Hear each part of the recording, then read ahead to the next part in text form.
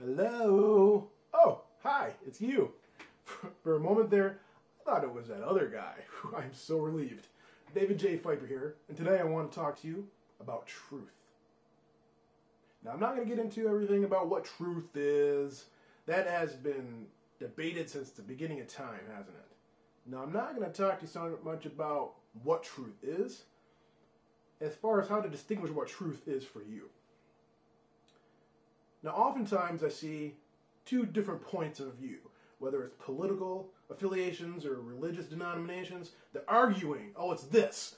Oh, the other group says, oh, no, it's this.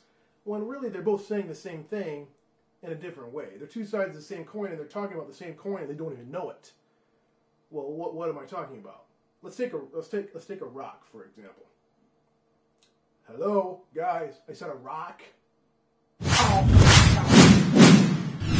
Thanks a lot. Thanks. Rock, please. Thank you. So say you have a rock. Now some people, let's say group A, says, oh, look at this thing. This is one solid object. It's solid. I can touch it. I can feel it. I can hold it. It's one solid object.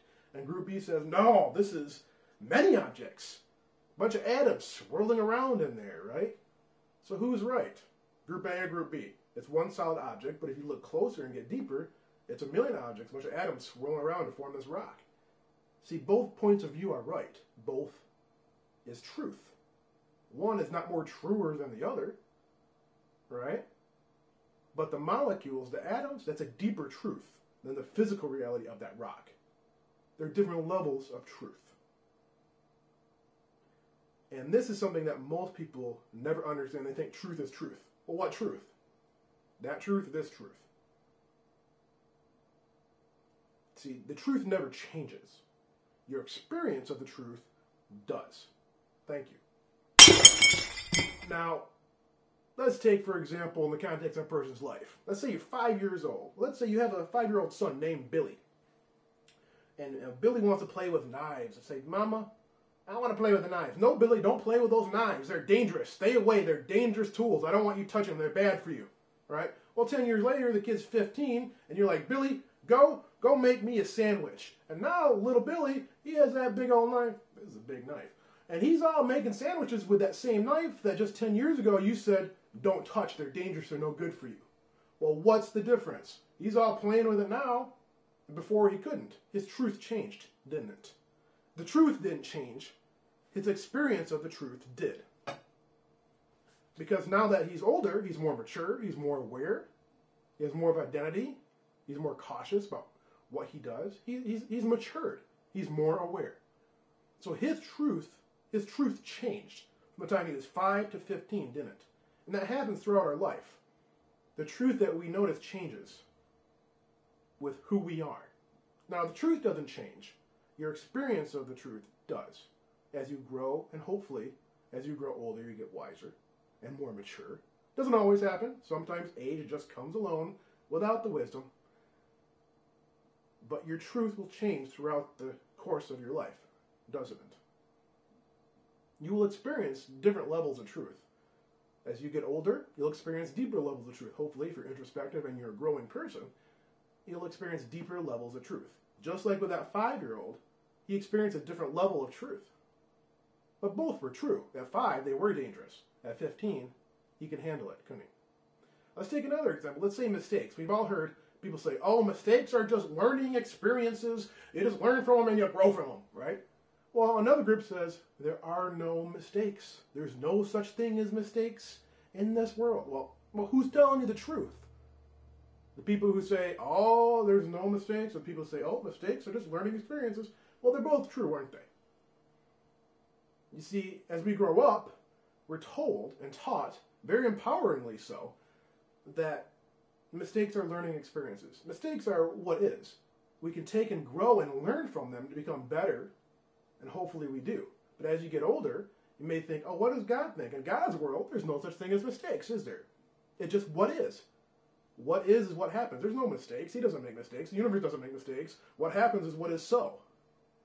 There's no such thing as mistakes. It's a deeper level of truth. You understand? So to say that there are no mistakes And mistakes happen, but they're learning experiences. Both are true, aren't they? They're different levels of truth. If you wrote a book 10 years ago, 15, 20 years ago, about growth, you may have changed in that 20 years. Now you write a book, and it might have different information that the first book had. You think, oh my gosh, I can't believe I told people to do that. No, because you are now at different levels of truth in your journey in this life. What you taught was fine for the people who matched that level of truth. You see, you're not going to go from being born to being all-knowing of all truth and all levels of truth. It doesn't work that way. You have to go through a myriad of levels of truth before you understand deeper truths, don't you? So truth has different levels. Now, I want to get this straight with you. It doesn't change. The truth never changes. Your truth does. Your experience of truth is what changes. So yes, there are no mistakes. And yes, mistakes are learning experiences. Yes, that knife was dangerous for you when you were 5. Now, not so much. Now it's a tool to create a sandwich, isn't it? So next time you see two opposing sides arguing about something, take a look at both sides and think, is there some truth in what they're saying?